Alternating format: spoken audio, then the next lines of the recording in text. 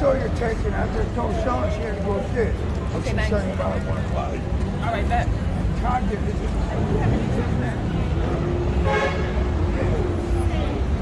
I'm going to go from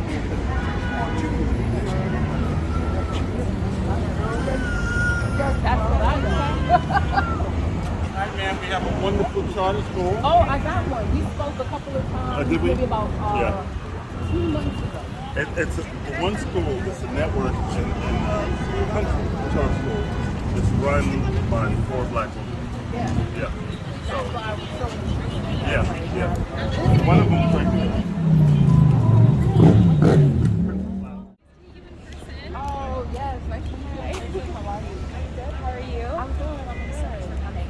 So when Shams introduces you, how do you want to be referred to? Activist, Miss Abby's kids? Director of Miss Abby's. Okay, It's fine. write it down. Activist. Activist and executive director. Yeah. Well, that was cool. As long as it's not late for that.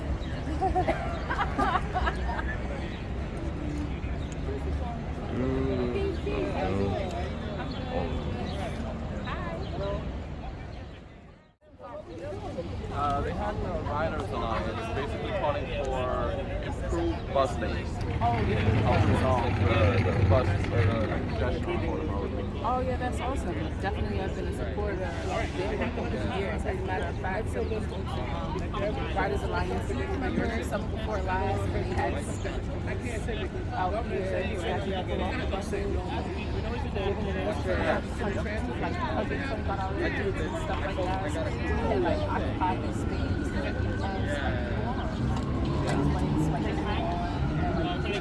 Follow me on social media.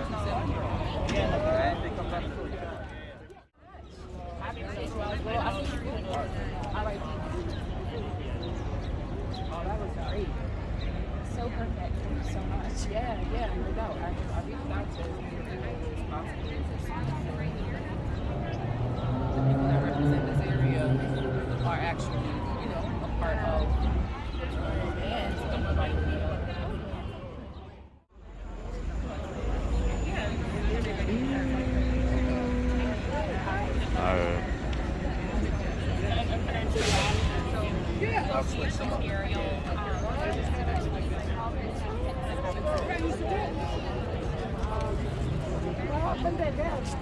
Which one? Oh, she's okay. She didn't. Yeah, he's just sitting down today. Hi, how you doing? Yeah, she's told me so down today. Nice to meet you as well. I feel like I'm meeting like a superstar. Thank you. I think I'm like a bunch of superstars. Nice to meet you. I'll see you in a little while. I love you. No, I don't even know about the notifications on there. Hey, no, turn those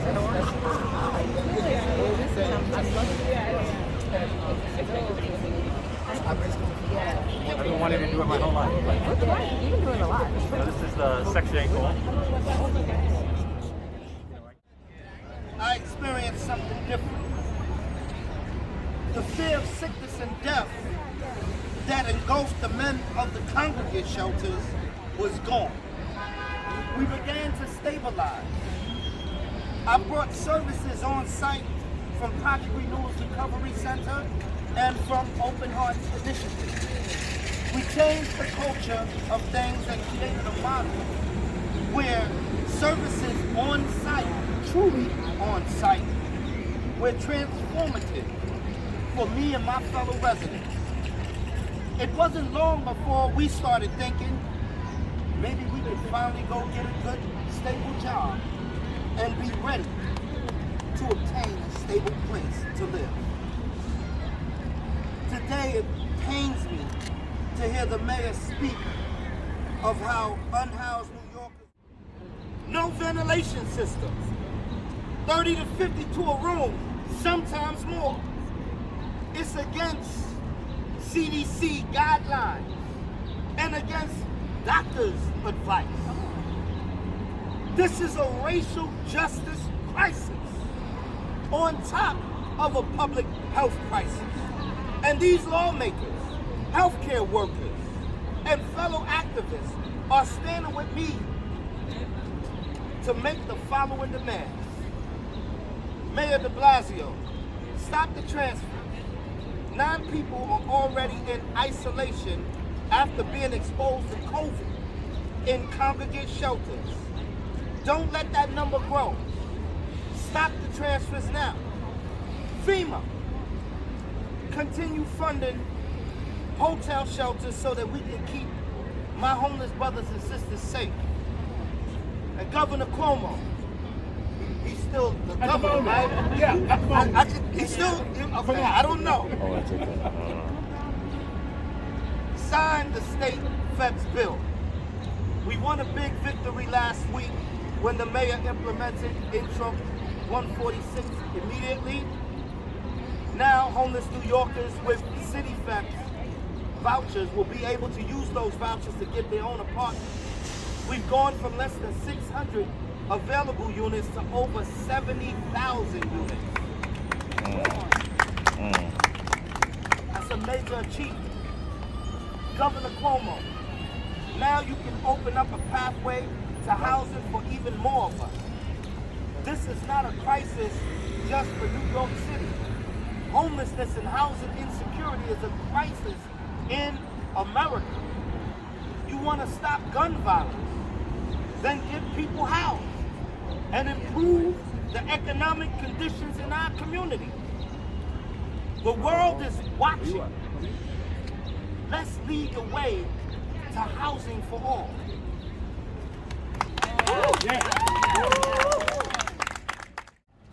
We're here with a simple message that housing is health, and congregate settings would be a petri dish for the spread of the coronavirus. Here are the facts.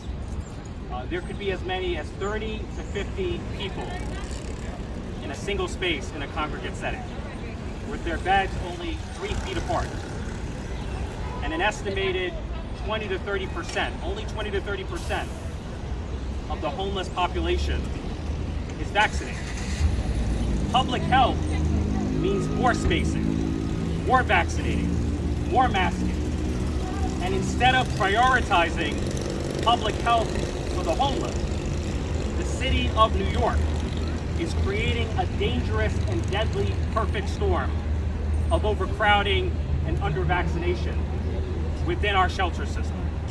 And that represents a denial of public health to the people who need it the most. And we are replacing socially distant spaces with petri dishes, which is something we would never do for the privileged among us. But that's how we're treating the homeless here in New York City. Now, common sense dictates that the solution to homelessness is housing. We should be relocating families not to temporary shelters, but to permanent homes. That's right. It costs the city $6,000 a month to temporarily shelter a homeless family. By contrast, it costs $2,000 a month to permanently house the same family. So the city of New York can permanently house 3 families at the same cost of temporarily sheltering 1 family. So we know that permanent housing is not only good morals, but it's also good economics. Now there are 3 housing voucher programs. There's the Federal Housing Voucher Program, Section 8, the state program, State FHEPS, State FHEPS, and the city program, City FHEPS. And as many of you know, the City Council, of which I'm a proud alumnus, passed Intro 46, which raised the level of the city voucher to the same level as Section 8. This was a game changer. Before Intro 46, there were only a few hundred apartments with affordable rents that the city voucher could cover. After Intro 46, there are more than 70,000 apartments with affordable rents. Services Chair Maxine Waters and the Housing Subcommittee Chair Emmanuel Cleaver, I have introduced the Ending Homelessness Act, which would legislate housing vouchers for all. So every family struggling with housing insecurity or homelessness would receive a housing voucher, which ensures that you pay no more than 30% of your income toward your rent. It would make tens of millions of units of affordable housing affordable to the lowest income New Yorkers, to the lowest income Americans. And if we make it a reality, it would bring affordability to nearly 20 million Americans in more than 8 million households. It would benefit more than 1 million households here in New York State and more than 800 households here in New York City. Now, we all know that housing is infrastructure, and we have to ensure that the upcoming infrastructure bill, the $3.5 trillion reconciliation bill, moves us closer to housing vouchers for all. And I'm here to tell you that I will not vote for an infrastructure bill that fails to dramatically expand the federal housing voucher program. Because that, to me, is a non-negotiable. Because the health and safety of my constituents are non-negotiable. So we are calling upon the city of New York to relocate homeless families to permanent housing rather than dangerously overcrowded shelters. We are calling upon the state, we're calling upon Governor Cuomo to raise the value of the state housing vouchers to the same value as city housing vouchers and to the same value as Section 8. And finally, we are calling upon the President and Congress to make housing a human right. That's right. Through housing vouchers for all. Yeah. Thank you. Good afternoon, everyone. Good afternoon. Thank you to the organizers for the opportunity to share a few words with you. I'm DR.ONI BLACKSTOCK. I am founder of Health Justice, which is a health equity consulting firm, and also a member of the New York Doctors Coalition, the coalition of health workers promoting health justice here in New York City. And I'm also a primary care and HIV doctor. I trained here in the Bronx and spent most of my career practicing here. And in my role as a physician, I've come to understand the inextricable link between housing and health. I've seen personally among my own patients how homelessness or having only temporary unstable housing negatively impacts one's ability to take care of themselves, to stay safe, to go to their clinic visits, to take their medications. And we know that the negative impacts of homelessness on health are amplified in a pandemic. And yes, though there are certain political leaders that would make us think that we're no longer in a pandemic, we are still in the midst of a pandemic. COVID-19 is not behind us. The city is still experiencing very high rates of COVID-19 transmission. We're now dealing. Good afternoon, brothers and sisters. My name is MOMA. I'm a registered nurse, and also I sit on the board of the board of the New York Nurses Association. And New York NYSNA is the largest union for the nurses in New York State, and we represent over 44,000 nurses. Sorry. I'm really saddened and I'm feeling appalling with the New York State and New York City for the way they treat psychiatric patients and homelessness. Mental health and homelessness, they go together, and we neglect them. This accommodation, decent accommodation, and homelessness is a human right. It's not a privilege. And now, Join the military. Stop the transfers. Stop the transfers. That's right. Okay, so- You're right. Do some time with Ain't Uncle right. Sam. Ain't nothing wrong with joining the military. We got my next person that's coming up is DEVON GILLIAMS, who's from the New York Doctors Council. DEVON. Devin. Hello, everyone. Devin. Hi, everyone. I'm here. My name is Devin Gilliams. I'm from Doctors Council SEIU. We are a doctors working in New York City public hospitals, the largest public hospital system in the country, the Department of Health and Mental Hygiene, and the Correctional Health Services. Our members, the doctors, saw firsthand the devastation of COVID-19. Too many patients died or became extremely ill. Too many patients were black and brown. Too many patients came in with multiple comorbidities.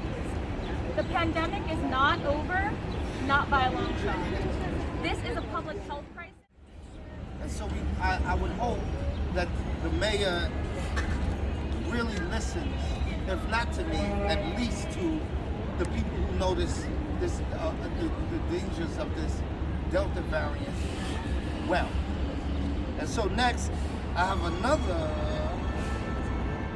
health professional, Dr. Mark Shine. I said it right? I was just trying to test y'all. Dr. Mark Sheen of the New York Doctors Coalition, who's gonna speak. Dr. Mark.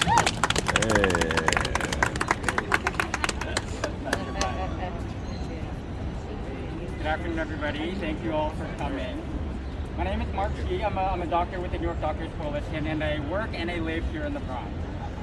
Over the last year and a half, I've worked in the medical ICUs and the intensive care units. I've worked on COVID wards. I've spoken to families unable to visit their sick loved ones in the hospital. I've heard story after story of loss and grief and hardship. And I've seen this virus tear its way through the community that I live and that I work in, hitting hardest those who have already carried the burden of inadequate medical care, poverty, and systemic exclusion. But it has rarely been so blatant, and rarely have the stakes been so high and so immediate. And so it's with that urgency in mind that I, along with over 400 medical and public health professionals, sent a letter to the mayor's office and the Department of Homeless Services demanding an immediate and indefinite end to the movement of individuals back to congregate shelters. Thus far, we have received no response.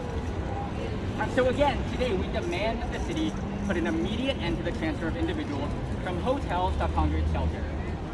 More than that, it is time we recognize that shelter has never been a true replacement for safe, affordable housing. And it's the latter, real, permanent, affordable housing, that is foundational to health. As has been said, housing is healthcare. We've denied that for too long. Our neighbors and our communities and our patients have suffered for it. No longer. We must immediately reverse and stop the movement of people into congregate shelter. The governor must sign the Safe Steps bill. We must build structural solutions to create permanent housing for everyone. Thousands of lives depend on it.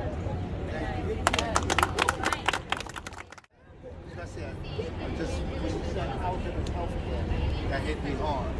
Because being homeless, I saw my health deteriorate. You know, being in the streets, being in the shelter, the whole experience. And now that I'm housed, I see a difference. Being able to cook for myself, feeling mentally stable, emotionally stable, because I don't have to worry about what's around me. You know, so that hit me hard. That hit me hard. So the next person to speak is our great city council candidate, ALTHEA Stevens, who's here with us. Good to see you. I'm so glad to be back home. Peace, family.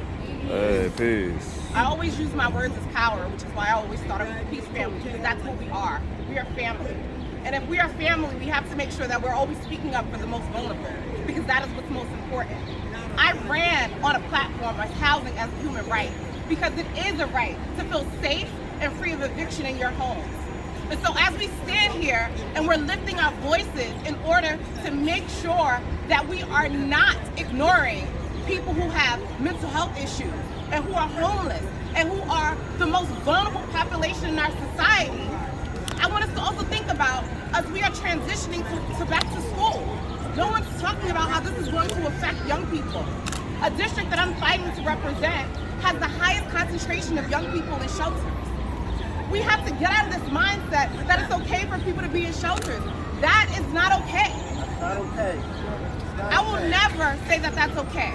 We need to shift our mindset from a city that prioritizes shelters to a city that prioritizes affordable housing for all.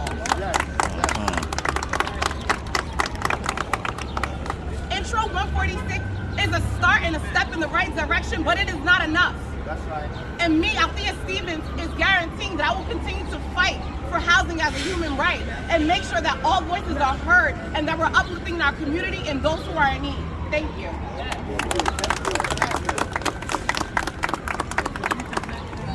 So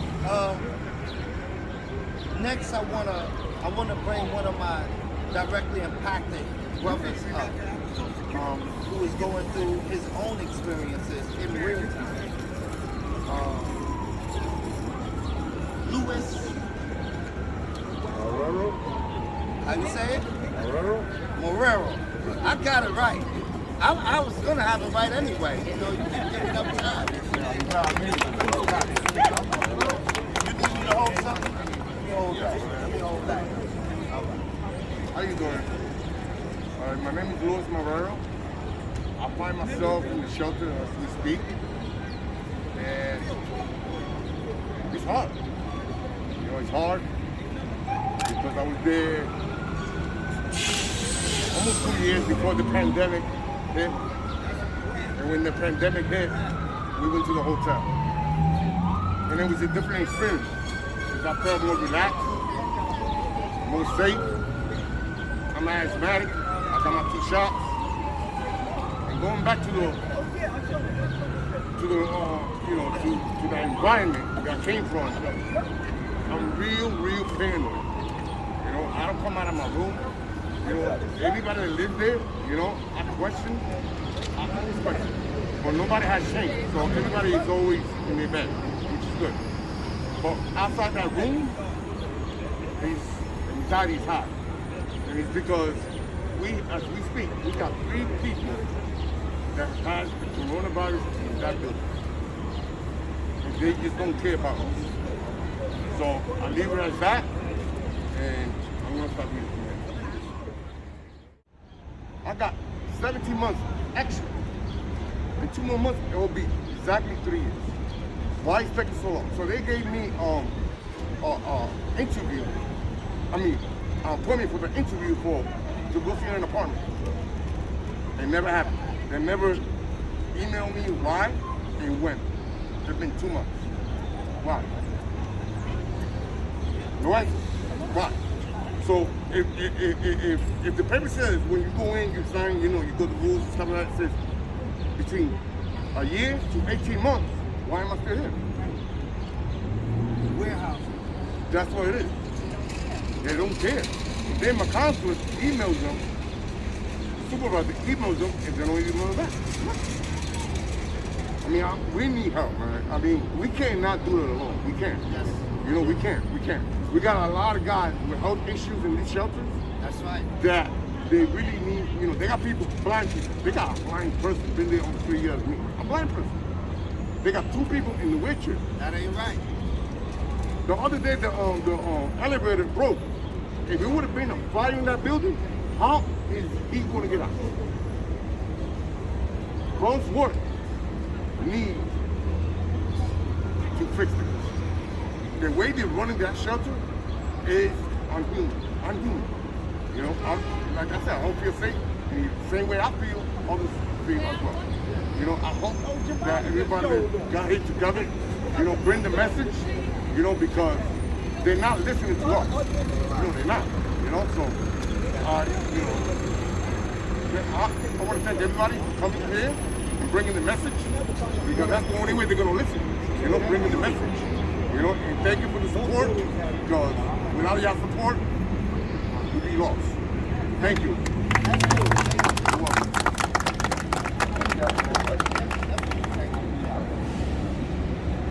You gonna let me drink this? So, make sure I know what I'm doing. No. Okay. All right, so.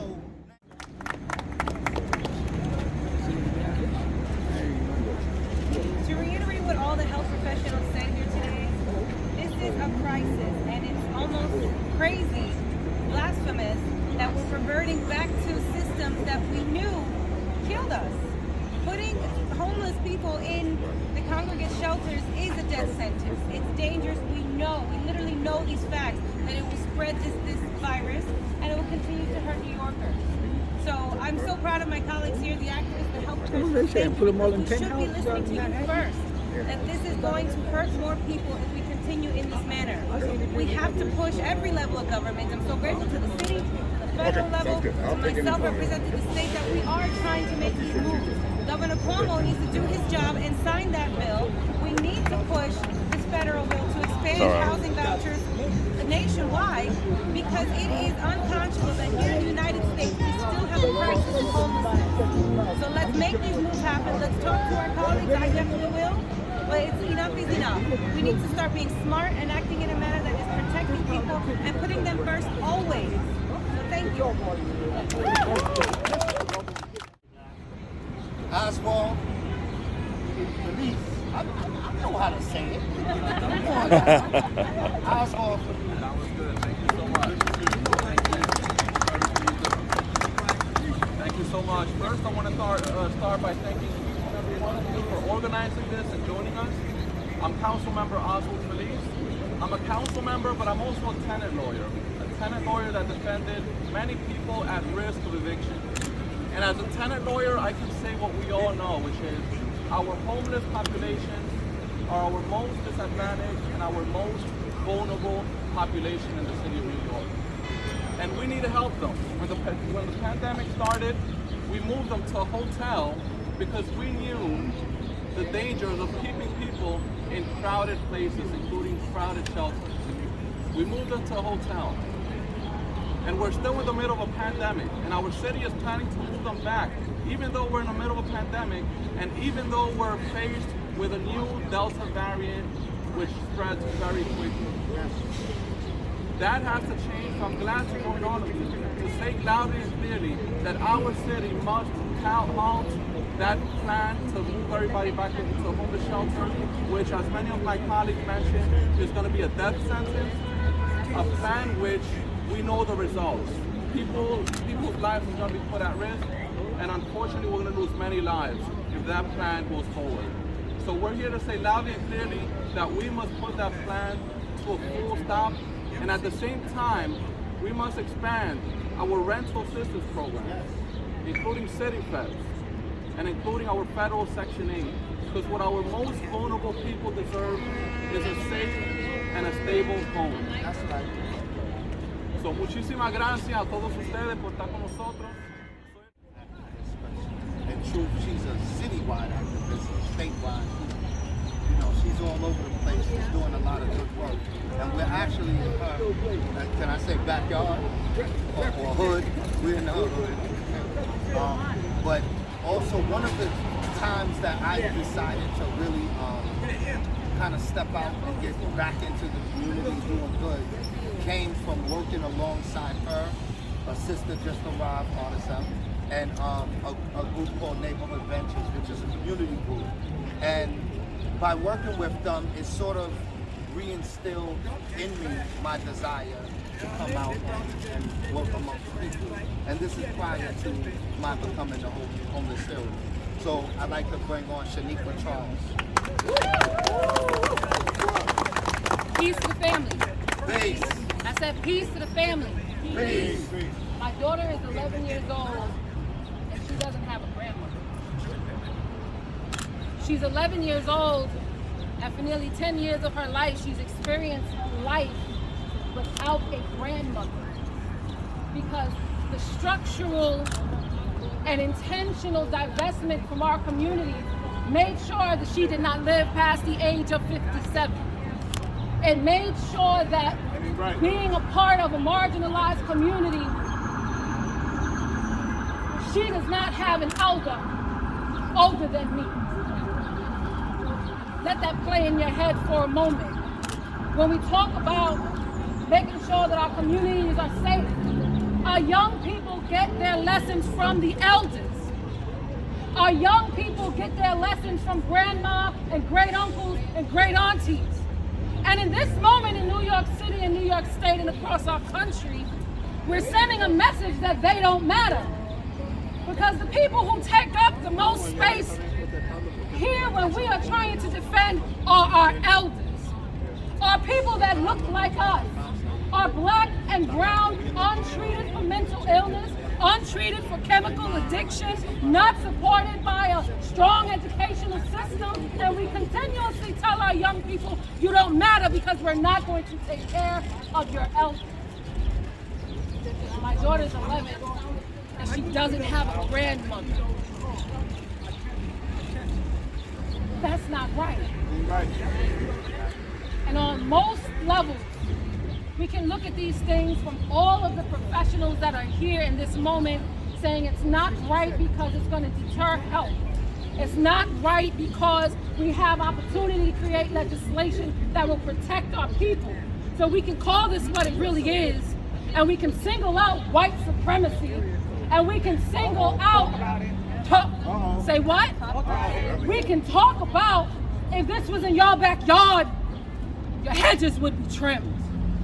You would make sure that your grandmothers and that your elders not only had housing as a human right, but were comfortable in the places that you put them. Because here's what I know, as a curator of Miss Abby's kids for the last 8 years, here's what it plays out to be in real time. It plays out to be when you open a community center in one of the most devastated communities and your children are robbing in the streets because they're trying to get food because they don't have a refrigerator or a pillow to put their heads on at night. That ain't right. We've gotten the facts and the numbers about how it would save in the economy to house people in permanent housing versus keeping them in shelter. That's right. We've heard from the health professionals that say it is a death sentence to continue to put our people in congregate housing. So now if we want to jump into the realm of morality for a minute, Mayor de Blasio and Governor Cuomo, what would you want for your grandmother? That's right. What do you want your grandchildren to say about you? What would you want your legacy to be for a state that is supposed to be the most progressive state in the country? You've gotten the facts over and over and over again today. My question to the people who have the authority to make sure that our babies have safety, that our elders are cared for, is what's wrong with you, man? That's right. What's up? Do you hate us that much that you don't want to give us what we're due? How dare you treat the relatives of the ancestors that built this country in this manner? Don't you know the ancestors are upset with you? Come on. And look at how it's all unfolding. It's all unfolding in a way that stand to challenge your actual positions in here, this whole matrix. Dear Governor Cuomo. And de Blasio. And de Blasio. We're calling not only on the mayor, and we're calling not only on the governor to do the right thing, we are also here to employ that Congress support our brother Richie Torres with a bill that stands to end homelessness. I need to hear them say it. End homelessness. I need to hear them say it. End homelessness. End because homelessness. if your grandmother was homeless, it wouldn't be an issue. It wouldn't be an issue. And from the standpoint of people who are in the street every single day, making sure that people are fed when this pandemic hit, we were at people's doors. We were underneath the bridges and the tunnels where our unhoused families live. And how did we expect them to be able to sanitize in the street? How did we be able to expect them to eat when there was no place for them to go and get food? We did it as a community. Dear Mayor de Blasio and dear Governor Cuomo, you have millions upon millions of people begging you to do the right thing. And that's all that you're asked to do. Sign the bill that will make sure that instead of going back into shelters, that decent, God-fearing, love-holding people have a roof over their heads every day. It makes you healthier. It makes you saner. It makes you happier. And so we're going to continue to talk about a public health crisis and continue to talk about the crime in the street. Let's also recognize that having people who are unhoused makes cities more unsafe. That's a fact. That's right. That's a fact. Having people unhoused makes it dangerous. Yes. Not only for the community members, for the people who are experiencing that pain. And let us check our language. Our brothers and sisters are not homeless. Let's stop calling people homeless, because if you call people homeless, they will stay homeless. They are currently unhoused, and that's a situation that we can fix through legislation, through activism, through organizing. And the message to the people who are not in position to make a difference or think that you are not in a position to make a difference. Yes, you are. People came out because the community asked them to. That's right. Because it was the right thing to do. Dear Governor Cuomo, dear Mayor de Blasio, do the right thing, man. Stop. Do the right thing. Peace and blessings. Do the right thing. That's addressing homelessness from the city level, the state level, and the federal level. All of these things, this is an issue that's plaguing places all throughout the United States. And we have to look at it as a global crisis. We have to look at it like that. But I'll tell you, for New York's sake, everybody is watching us. All eyes is on New York City to see how we address it. And this is, as I said, like a progressive state. We really should be leading that direction. So we got great people here, but we need the support of those that are in the higher levels of government and office to actually do the right thing and be in line with our people, our great legislators and elected officials. So without further ado, I'm going to bring on JUMAANE. Say it again. Say it again, brother. What's his name? JUMAANE.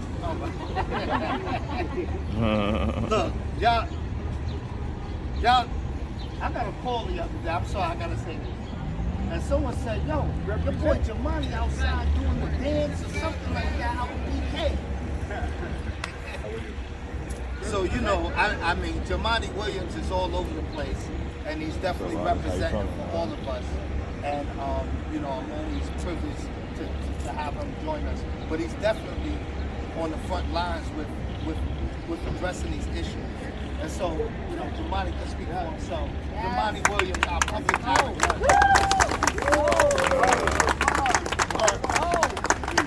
I thought the homeless CEO loved me. He put me after Sister Shaniqua tore up the mic.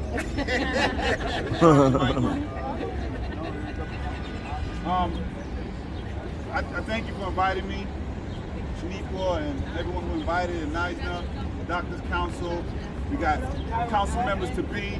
We got new council members. We got the Assemblywoman. We have our Congress member. Every level of government is covered here, which is very impressive, and they're on the same page. So we know these folks are not the issue, and we're trying to call out people who actually are the issue. I want to start by saying I frequently hear people saying we have to return to normal and try to return to normal quickly. That is part of the problem. We cannot return to normal because normal didn't work for most of the people who live in this city and who live in this state. Back to normal is why we're here. People are actually trying to get back to normal, and that's dangerous, and it's hurting. And Sister is correct. A majority of the people hurt have more melanin in their skin.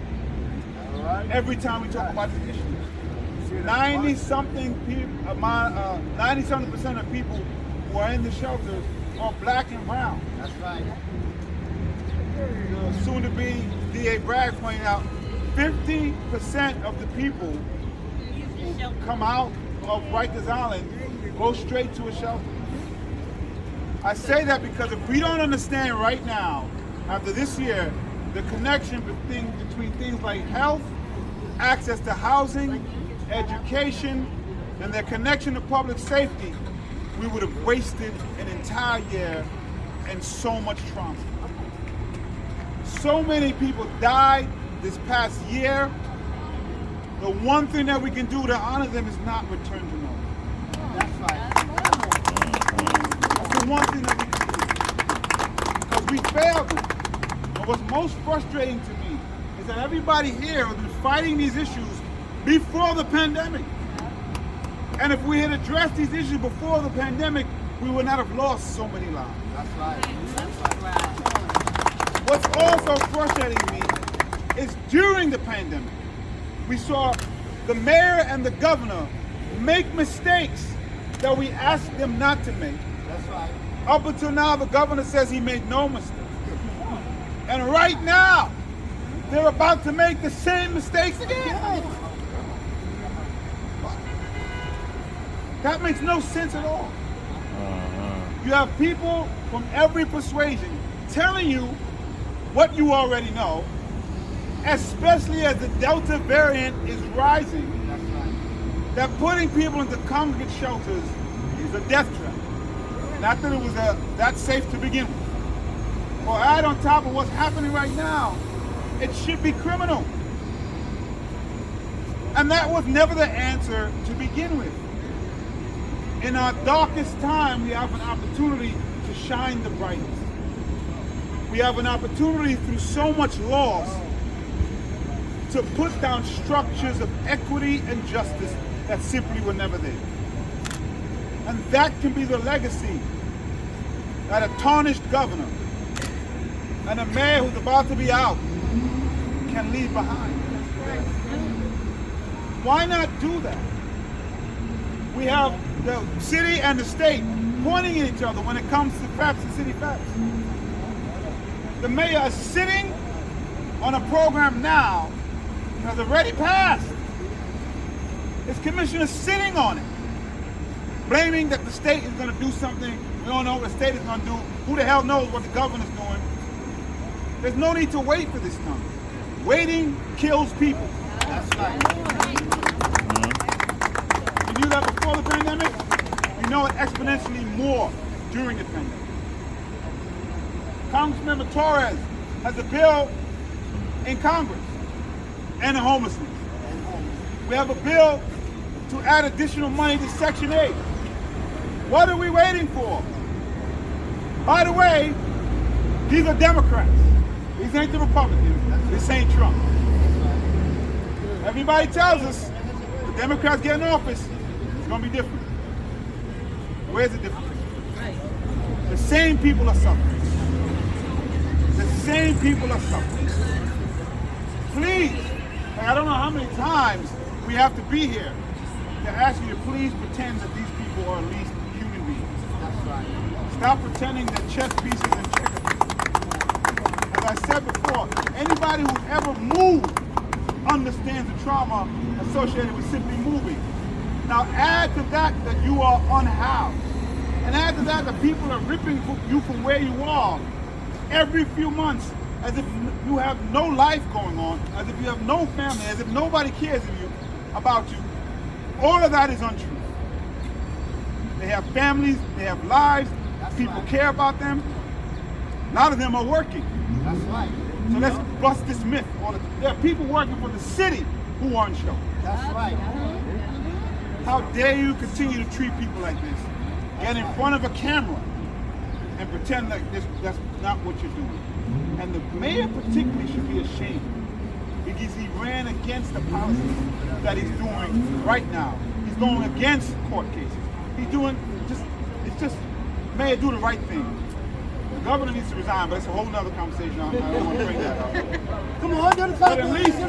But at least before that happens, have some decency to do the right thing here. We have everybody in place that we said would move the levers in the right direction. Just do it. So that you stop sending police to solve the problem that so many other agencies and so many other things can address. Police cannot solve homelessness or fix the issues with the unhoused. The policies that we spoke about here are the only things that can do